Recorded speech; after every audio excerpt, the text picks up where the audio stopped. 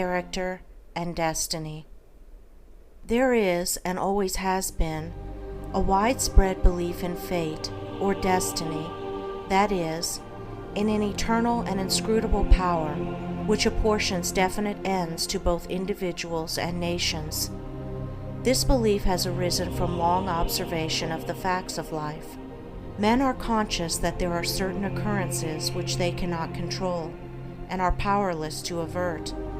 Birth and death, for instance, are inevitable, and many of the incidents of life appear equally inevitable. Men strain every nerve for the attainment of certain ends, and gradually they become conscious of a power which seems to be not of themselves, which frustrates their puny efforts and laughs, as it were, at their fruitless striving and struggle. As men advance in life, they learn to submit, more or less, to this overruling power which they do not understand, perceiving only its effects in themselves and the world around them, and they call it by various names, such as God, Providence, Fate, Destiny, etc. Men of contemplation, such as poets and philosophers, step aside, as it were, to watch the movements of this mysterious power, as it seems to elevate its favorites on the one hand and strike down its victims on the other, without reference to merit or demerit. The greatest poets, especially the dramatic poets, represent this power in their works, as they have observed it in nature. The Greek and Roman dramatists usually depict their heroes as having foreknowledge of their fate and taking means to escape it, but by so doing, they blindly involve themselves in a series of consequences which bring about the doom they are trying to avert. Shakespeare's characters, on the other hand, are represented, as in nature, with no foreknowledge, except in the form of presentiment, of their particular destiny. Thus, according to the poets, whether the man knows his fate or not, he cannot avert it, and every conscious or unconscious act of his is a step towards it. Omar Khayyam's moving finger is a vivid expression of this idea of fate. The moving finger writes, and having writ, moves on, nor all thy piety nor wit shall lure it back to cancel half a line, nor all thy tears wash out a word of it. Thus men in all nations and times have experienced in their lives the action of this invincible power or law, and in our nation today, this experience has been crystallized in the terse proverb, man proposes, God disposes. But contradictory as it may appear, there is an equally widespread belief in man's responsibility as a free agent. All moral teaching is an affirmation of man's freedom to choose his course and mold his destiny, and man's patient and untiring efforts in achieving his ends are declarations of consciousness of freedom and power. This dual experience of fate on the one hand and freedom on the other has given rise to the interminable controversy between the believers in fatalism and the upholders of free will, a controversy which was recently revived under the term determinism versus free will. Between apparently conflicting extremes, there is always a middle way of balance, justice, or compensation, which, while it includes both extremes, cannot be said to be either one or the other, and brings both into harmony, and this middle way is the point of contact between two extremes. Truth cannot be a partisan, but by its nature is the reconciler of extremes, and so in the matter which we are considering, there is a golden mean which brings fate and free will into close relationship, wherein, indeed, it is seen that these two indisputable facts in human life, for such they are but two aspects of one central law, one unifying and all-embracing principle, namely, the law of causation in its moral aspect. Moral causation necessitates both fate and free will, both individual responsibility and individual predestination. For the law of causes must also be the law of effects, and cause and effect must always be equal. The train of causation, both in matter and mind, must be eternally balanced, therefore eternally just, eternally perfect. Thus every effect may be said to be a thing preordained, but the predetermining power is a cause, and not the fiat of an arbitrary will. Man finds himself involved in the train of causation. His life is made up of causes and effects. It is both a sowing and a reaping. Each act of his is a cause, which must be balanced by its effects.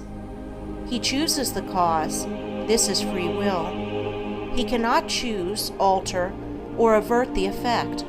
This is fate.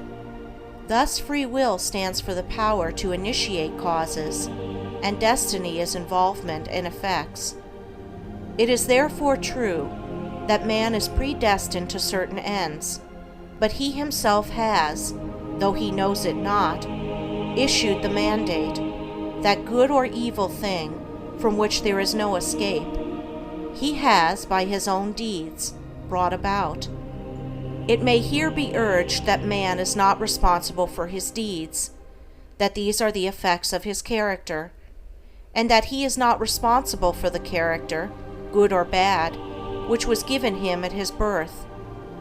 If character was given him at birth, this would be true, and there would then be no moral law, and no need for moral teaching. But characters are not given ready-made.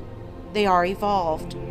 They are indeed effects, the products of the moral law itself, that is, the products of deeds.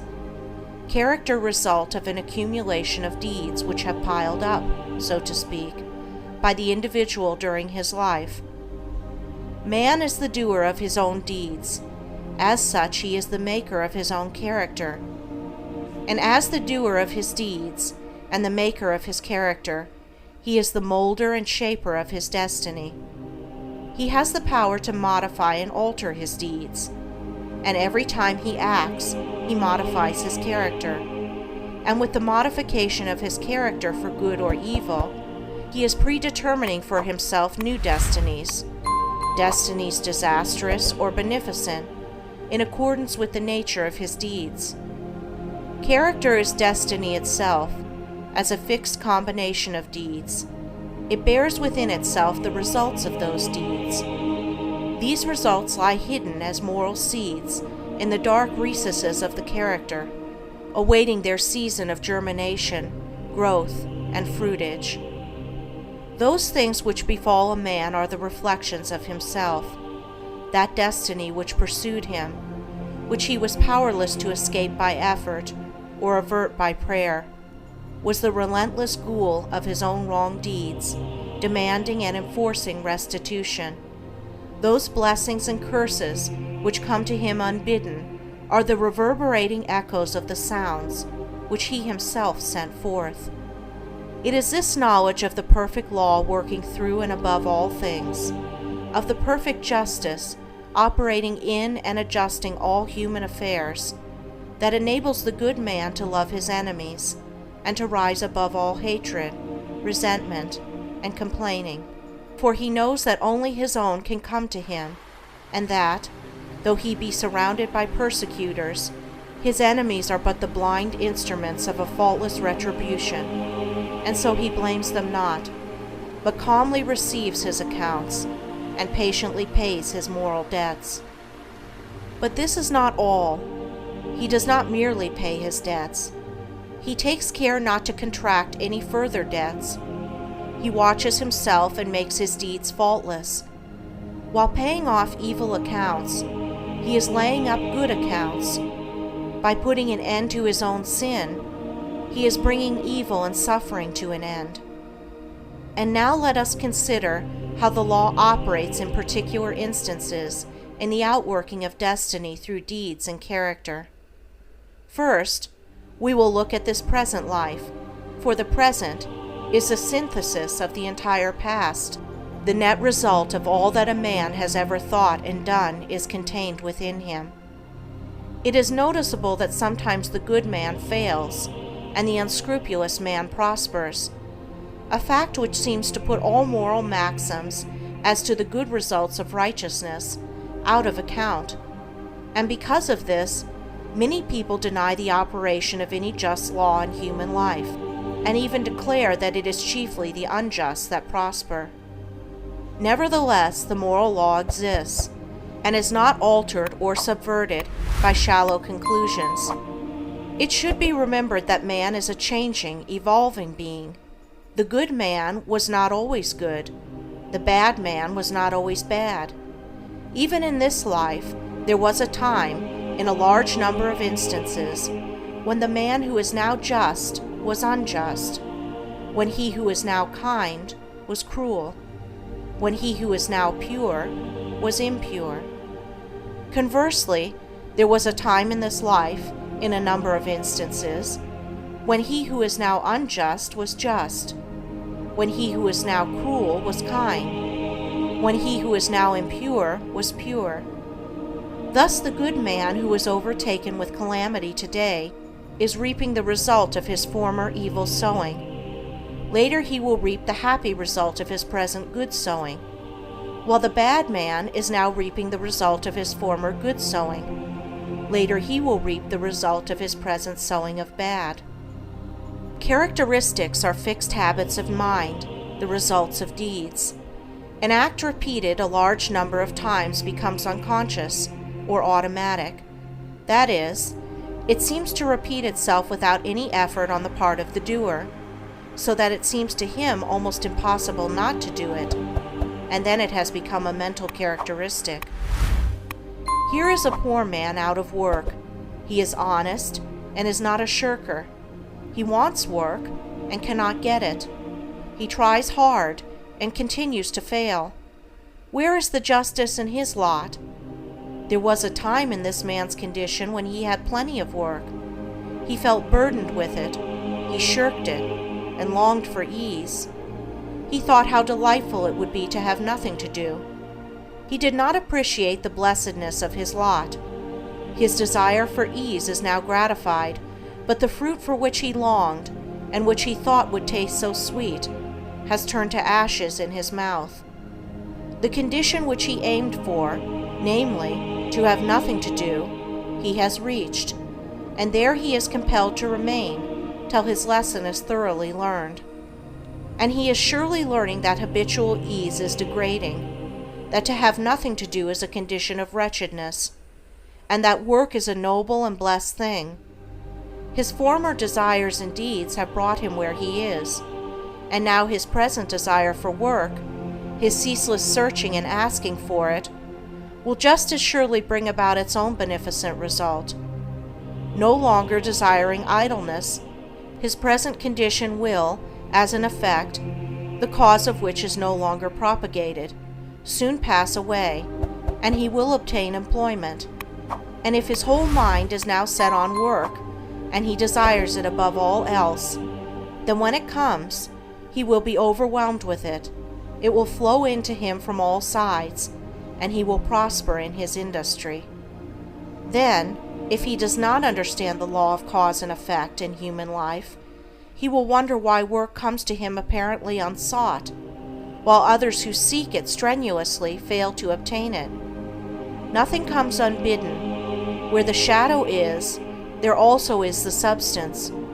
That which comes to the individual is the product of his own deeds. As cheerful industry leads to greater industry and increasing prosperity, and labor shirked or undertaken discontentedly leads to a lesser degree of labor and decreasing prosperity, so with all the varied conditions of life as we see them. They are the destinies wrought by the thoughts and deeds of each particular individual. So also with the vast variety of characters, they are the ripening and ripened fruit of the sowing of deeds. As the individual reaps what he sows, so the nation, being a community of individuals, reaps also what it sows. Nations become great when their leaders are just men. They fall and fade when their just men pass away. Those who are in power set an example good or bad, for the entire nation. Great will be the peace and prosperity of a nation when there shall arise within it a line of statesmen who, having first established themselves in a lofty integrity of character, shall direct the energies of the nation toward the culture of virtue and development of character, knowing that only through personal industry, integrity, and nobility can national prosperity proceed. Still, above all, is the great law, calmly and with infallible justice, meting out to mortals their fleeting destinies, tear-stained or smiling, the fabric of their hands. Life is a great school for the development of character, and all, through strife and struggle, vice and virtue, success and failure, are slowly but surely learning the lessons of wisdom. End of Chapter 1. Recording by Andrea Fiore.